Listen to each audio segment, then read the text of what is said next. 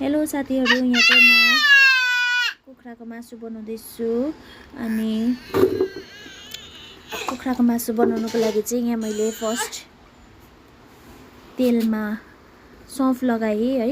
अनि सौंफ लगाएर यहाँ प्याज लगाएँ। रातो भएपछि यसलाई अलिकति चलाएर हल्दी लगाउनुपर्छ।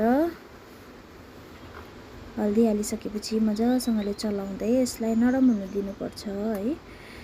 अन्त यो सल्ट हाल्नुपर्छ टेस्ट अनुसार। अनि यो चाहिँ हो अदुवा लसुन।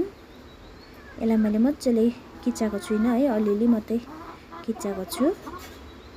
यसलाई अदुवा लसुन हालिसकेर एकछिन चलाएपछि यसरी चलाइदिनुपर्छ। अनि यो चाहिँ हो कुखुराको मासु, धोएर एकदम राखेको फ्रेस लोकल चिकन है। यो यस्तो गर्दै मजासँगले भुट्नुपर्छ।